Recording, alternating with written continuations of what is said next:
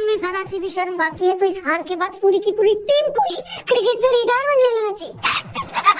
और पाकिस्तान की cricket team retirement अगर नहीं लेती है तो पाकिस्तानी व्यूअर्स को, उनके दर्शकों को क्रिकेट से रिटायरमेंट तो ले लेनी चाहिए। क्रिकेट देखने से अच्छा गंदी नाली में लड़ते हुए सूरों की लड़ाई देख लो, इससे अच्छा पड़ोसी की छत पर सूखता हुआ कच्चा और तौलिया देख लो, और नहीं तो घर पर छोटे बच्चों की जुएं देख लो। लेकिन भूल कर भी अपनी पाकिस्तानी टीम का मैच मत देखना, ये लोग इसके लायक भी नहीं है। कोई नहीं। इस हार के बाद पाकिस्तान दुनिया की पहली ऐसी टीम बन गई है जिनके घर में टूर्नामेंट हो रहा है और मैच हार कर उसे वापस अपने घर जाना पड़ रहा है। इससे ज्यादा बेइज्जती पूरी दुनिया में आज तक किसी की नहीं हुई। मतलब अभी तो लाहौर और कराची के नए बनाए स्टेडियम में पेंट भी नहीं सूखा था, अभी तो इन नए स्टेडियम की सीटों पर लगी पन्नी भी नहीं उतरी थी कि पाकिस्तान की टीम टूर्नामेंट से बाहर हो गई। वक्त बदल दिया, जज्बात बदल दिए, जिंदगी बदल दी। एक साल से इन लोगों ने हमारा जीना आराम कर रखा था। इन लोग की कंप्लेंट ही खत्म नहीं हो रही थी कि तुम लोग पाकिस्तान नहीं आ रहे हो, देखो हम लोग तुम्हें नहीं छोड़ेंगे, हम तुम्हें दुबई में हरा कर इस बेइज्जती का बदला लेंगे, और पता नहीं क्या अंडे बंडे लोग बक रहे थे। लेकिन उसी टूर्नामेंट से बाहर होने में इनको 4 दिन नहीं लगे। बेचारे 6 महीने से यही सोच कर खुद को तसल्ली दे रहे थे कि इंडिया पाकिस्तान नहीं आया तो क्या हुआ, हम इंडिया को दुबई में हरा कर उसे उसकी औकात दिखा लेंगे। तो अब दिखा दी औकात, हो गया। सच में यार इतना गंदा खेल तो पहले तो ये बताओ मेरे को इधर दुबई की जिस पिच पर 14 में से 10 बार बाद में खेलने वाली टीमें जीतती है, तुमने क्या सोचकर पहले बैटिंग ले ली, और बैटिंग ले भी ली तो मर के क्यों खेल रहे थे?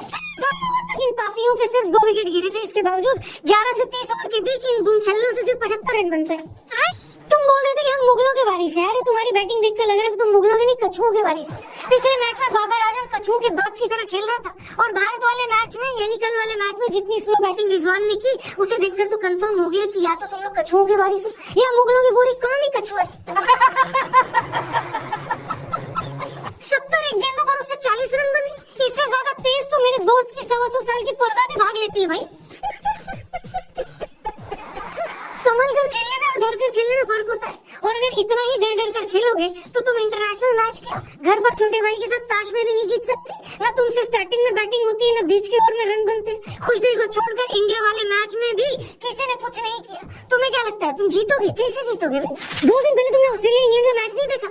इंग्लैंड जब इंडिया आई हुई थी तब तुमने हमारे वनडे मैच नहीं देखे थे? भाई लोग इंटरनेशनल क्रिकेट कहां पहुंच गए, और तुम लोग आज भी 70 के दशक की धुन पर पता नहीं कौन सा तानपुरा बजा रहे हो। इतना स्लो तो मेरा 60 साल पुराना लमरेटा स्कूटर नहीं चलता जितनी स्लो तुम्हारी इंजन चलती है। सॉफ्टवेयर क्यों नहीं अपडेट कर लेते बे?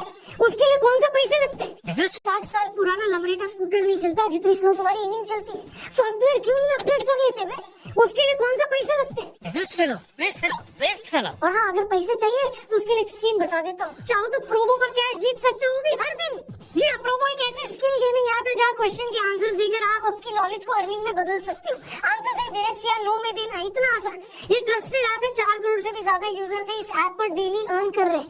जैसे पुणे के विशाल ने अपनी नॉलेज से 54 लाख रुपए कमाए प्रोबो से। आपको जो भी कैटेगरी में इंटरेस्ट है उसमें आप आंसर दे सकते हो। Cricket, gaming, crypto, politics, entertainment, जो भी कैटेगरी में चाहो वहाँ पर जिसमें भी आपका इंटरेस्ट है वहाँ पर पार्टिसिपेट कर सकते हो। जैसे अगर आप क्रिकेट की बात करोगे, उसकी कैटेगरी सेलेक्ट करोगे तो कई सवाल मिलेंगे, जैसे क्या 25 फरवरी को होने जा रहे ऑस्ट्रेलिया और साउथ अफ्रीका मुकाबले में ऑस्ट्रेलिया जीतेगा, यस या नो?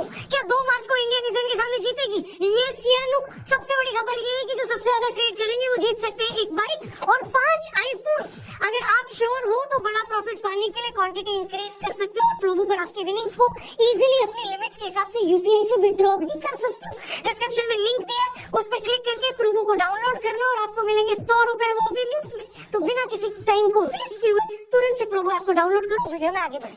तो चलिए पाकिस्तान की बेइज्जती का सिलसिला दोबारा शुरू करते हैं। जैसा कि मैंने कहा, जिस तरह मर कर ये नापाकी खेले थे उसके बाद वैसे भी इनसे 250 रन ही बनने थे। वही हुआ, पूरी टीम 240 पर। क्या हो गई राहुल जी? खत्म।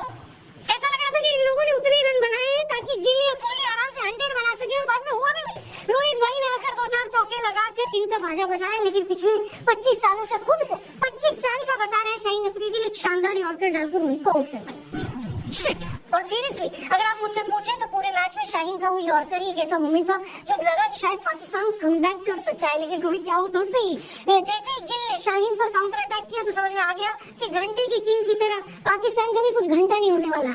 कोहली और गिल बैटिंग कर रहे थे तो ऐसा लग रहा था कि गली के बड़े भैया 12-12 साल के बच्चों के साथ खेल रहे हो, और बच्चे बेचारे कुछ बोल भी नहीं पा रहे क्योंकि वो ही भैया को संडे वाली नींद से उठाकर लाए थे कि भैया हमारे साथ खेल लो। जब इंडिया की बैटिंग चल रही थी तो रिजवान बेचारी की शक्ल तो ऐसी हो गई थी कि लग रहा था कि यार ये अभी बोलेगा कि मेरे को घर जाना है, मेरे को घर जाना है, पापा आ गए।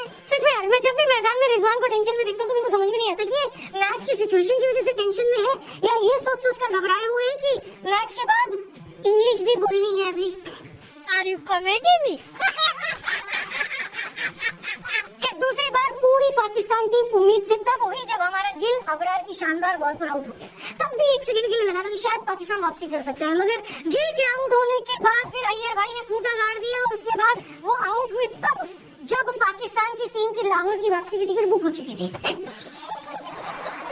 लास्ट में इंडियन फैंस का बस यही इंटरेस्ट बचा था कि कोहली भाई ये मैच जीतते हैं नहीं जीतते हैं, सेंचुरी मारते हैं नहीं मारते। और एक बार फिर से पिच पर आए अपुन के हार्दिक भाई, जिन्होंने एक बार, आपको याद होगा इंग्लैंड वाले मैच में गिल का 100 नहीं होने दिया था, और जब कोहली को जीत के लिए रिक्वायर्ड 32 रनों में से अपनी 100 के लिए 16 चाहिए थे तो पंड्या ने 2 चौके लगा दिए। वो तो भला शाहीन अफरीदी था जिन्होंने पंड्या को आउट कर दिया, अक्षर पिच पर आ गए, वरना कोहली भाई का 100 नहीं होने था भाई साहब। अरे बेटे, और कोहली के 100 से याद आया, मैच से पहले हमने एक वीडियो बनाई थी जिसमें हमने कहा था, जाकर वापस देखो, हमने इसमें क्लियरली बोला था कि भाई भले ही अपने कोहली भाई उतने अच्छे फॉर्म में न हो, लेकिन पाकिस्तान के खिलाफ तो अगर 150 साल की उम्र में भी हो जाते ना और व्हील चेयर पर भी आते ना तो भी 70-80 रन तो आराम से बना सकते। दुर्दे को कल क्या हुआ, भाई ने फिर से प्रूव कर दिया कि असली के किंग और घंटे के किंग में क्या फर्क होता है, और कल के मैच में भी यही हुआ। घंटे का किंग फिर से 20-25 बनाकर आउट हो गया, अपने दिल में घुस गया, और असली किंग ने एक बार फिर से तब 100 लगाया जब टीम को सबसे ज्यादा जरूरत थी।